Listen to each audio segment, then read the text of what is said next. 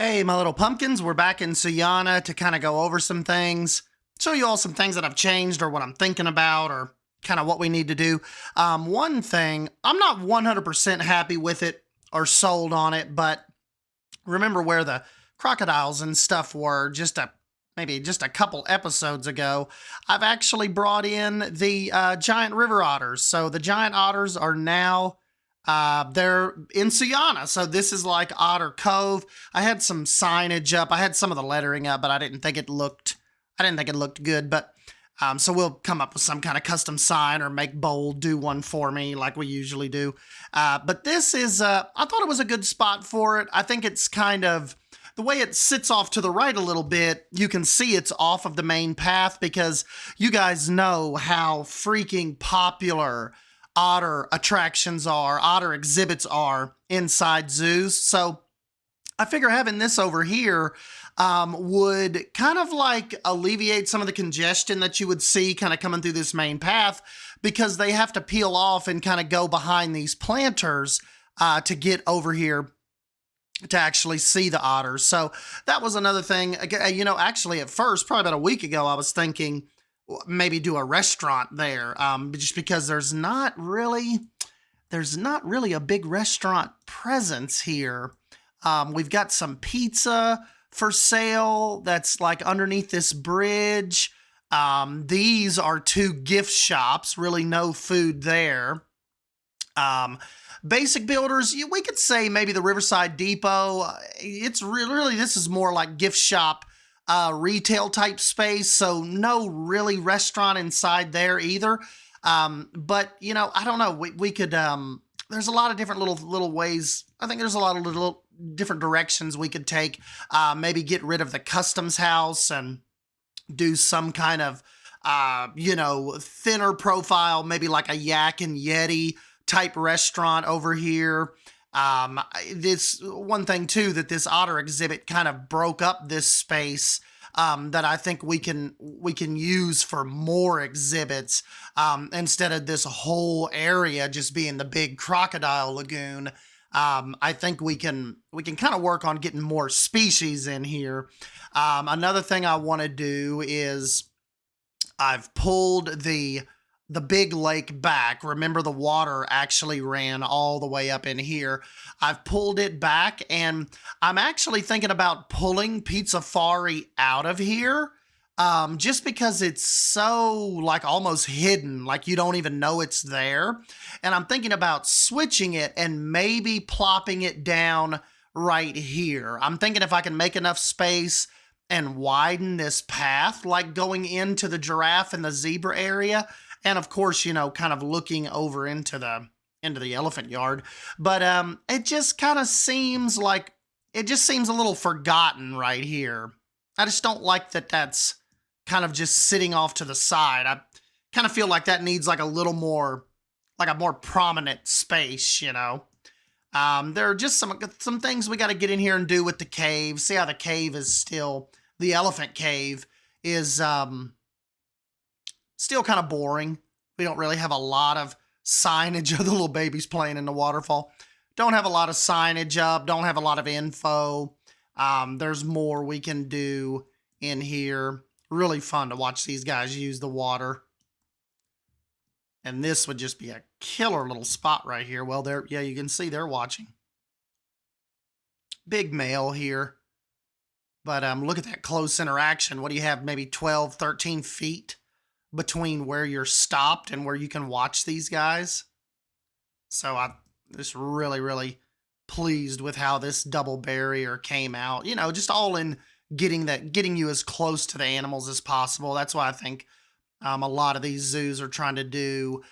Zoo Knoxville is really making those strides to where you're not viewing the animals from like 100 feet away or 40 yards away. Like you're really, through the use of glass and through the use of these modern habitat and these modern design techniques, they're getting us closer to the animals than ever.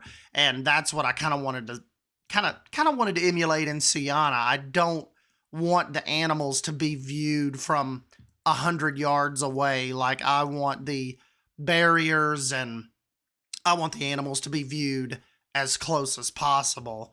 And that's kind of what's fun about this whole new redesign. We've touched on it before in some Twitter and Instagram posts. This is the little start of the American area that I'm working on.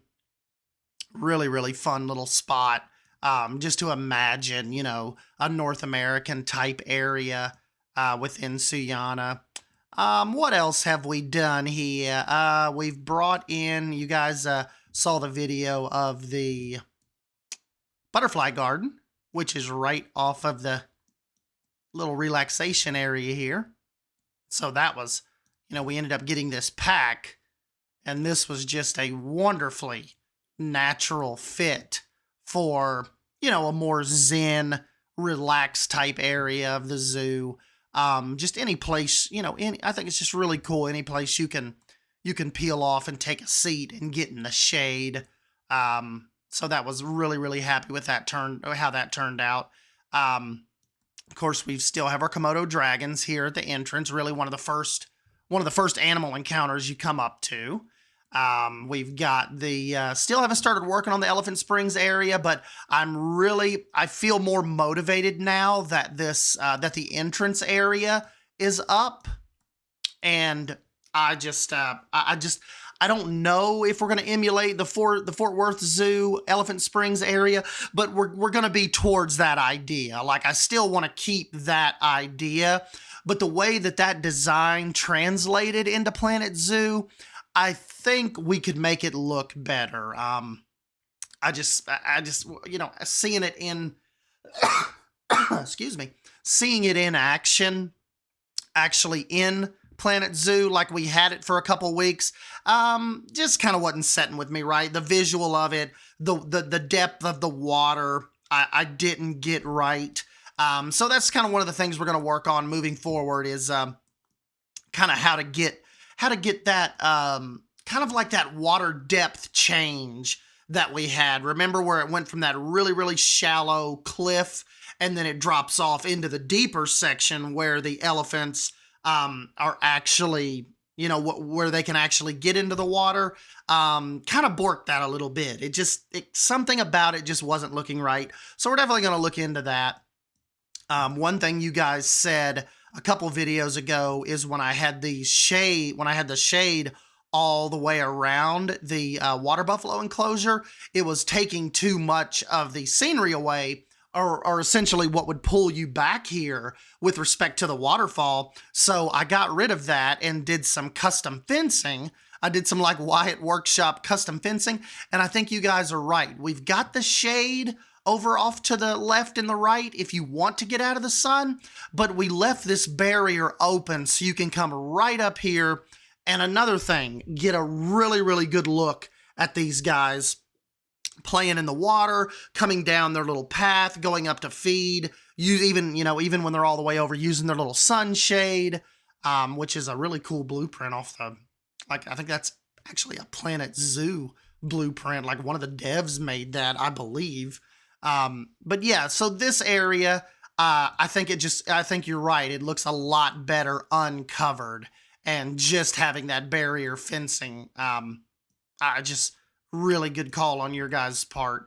And then too, it makes this area look a lot more open as well.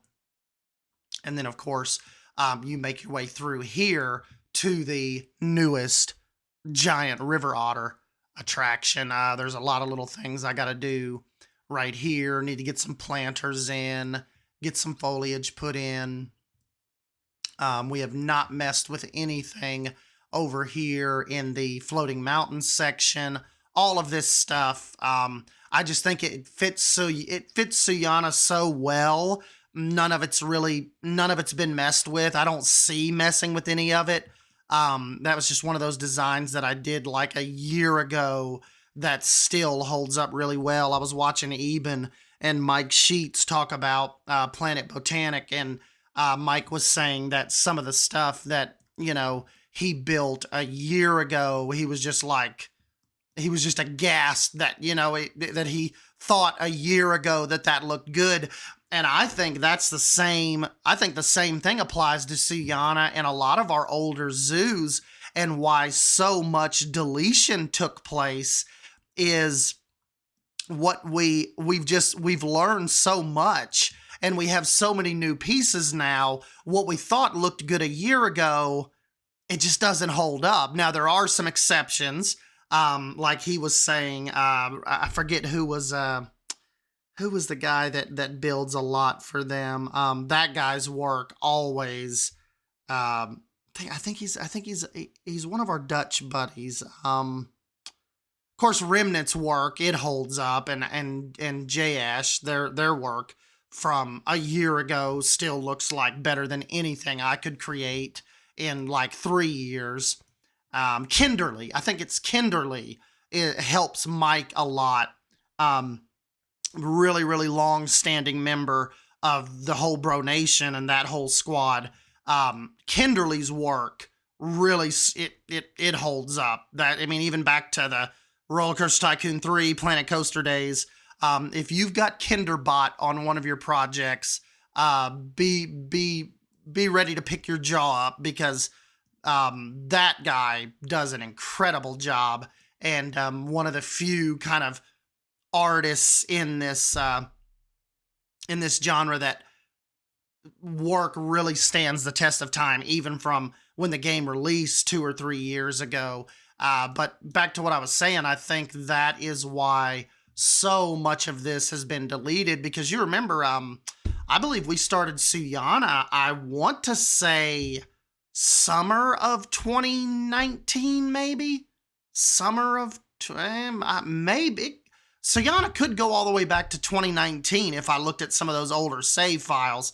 So there is so much that I did back then that I just, you look at now and it's almost just cringy what I thought was a good design. So, where it's just kind of things, you work and practice at it and get better. And, I've got over 3,000 hours in Planet Zoo, and there's still so much I don't know, and lives that I come across, and just techniques that I see that these people are coming out with, like just Goron, some of the stuff that like, as far as Simply Savannah goes, and her real life knowledge that she puts towards design, still floors me. Just as far as like when Savannah is big on design consequence, like, would the animals actually be able to use this in a functional way? Would the keepers actually be able to access this area? So I learned, and, Savannah's still one of the really, really consistent Planet Zoo content creators and uploaders, along with Leaf. And you just learn so much from those guys that are really kind of steeped into that zoo knowledge, just Goron, Lion Rider, and all those guys that this game is like more than a hobby to them. A lot of them, that is their zoos, and that is just their thing. It would have been, it's their thing before Planet Zoo. It would have been their thing if Planet Zoo never happened. And that is what is so fun about consuming content from those guys. They just take it so serious, and they're really like, experts in this. And it's just kind of, it's fun to see them kind of flourish and, have the followings they do, and people just follow them for the knowledge and that habitat design, from people that really actually know what they're doing. S-Dan does not know what he's doing. S-Dan purely approaches this from an aesthetic theming point of view. It doesn't matter if the animals would, not live in this type of climate. If I can make it look good, we just roll with it. Because sometimes I'll still get people that'll message me and they'll be like, dude, your meerkats are dying. They don't have any water and you haven't fed them in like 2 years. And I'm like, guys, chill. Their exhibit looks awesome. That's all I was going for. So anyways, that's the little bit of update. I think I might be going live. Maybe on Friday, and we need to get this pond cleaned up.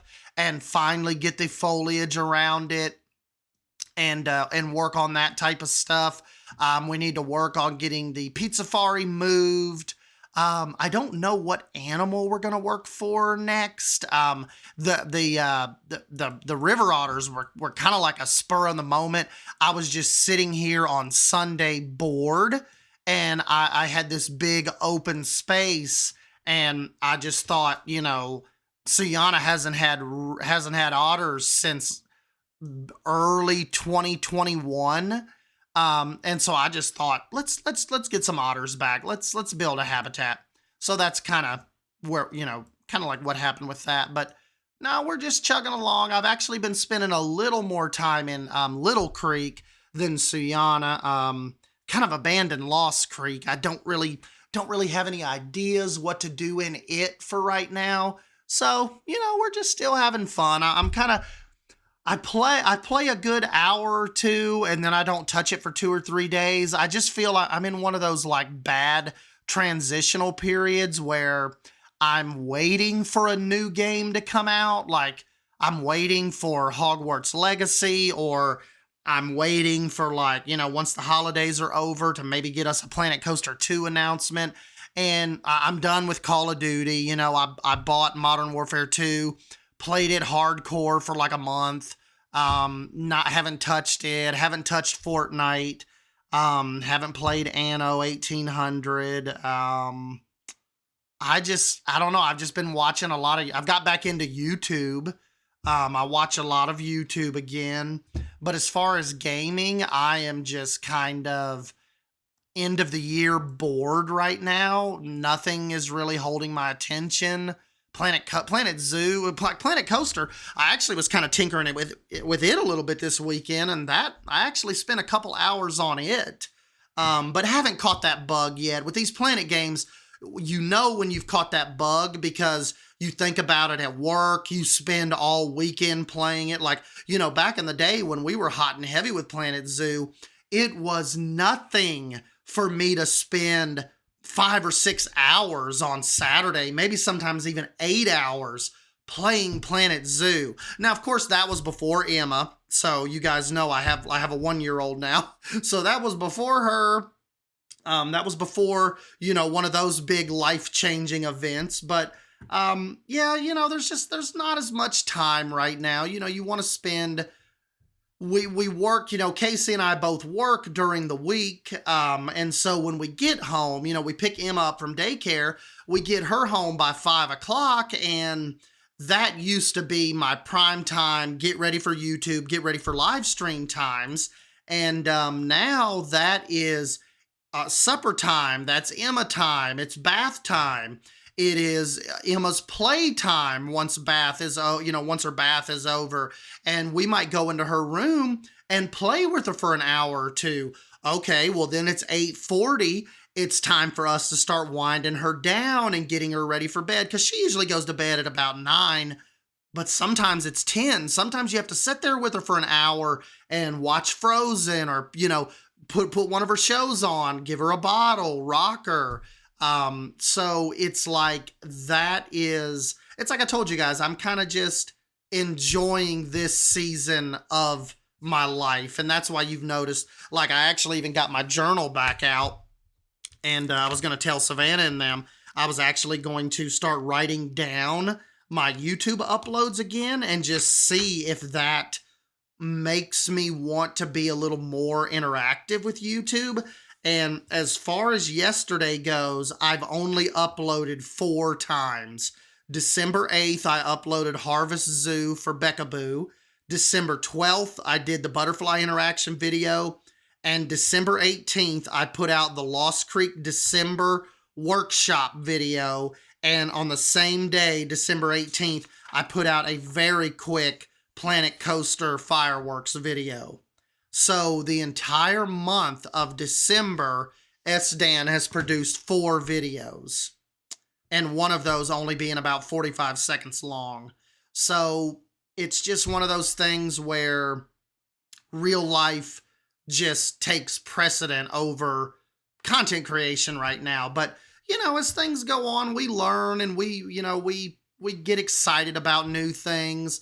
It's kind of like Rudy was telling me a couple weeks ago. It also doesn't help that as far as like the content creation goes, we've done so much with Planet Zoo over these last years that you kind of get like, and it's what Drew has told me personally. He's felt that he's done everything he wants to do in Planet Zoo and is kind of just over it now, ready for something new. I think him and I both are kind of ready for a Planet Coaster 2 announcement.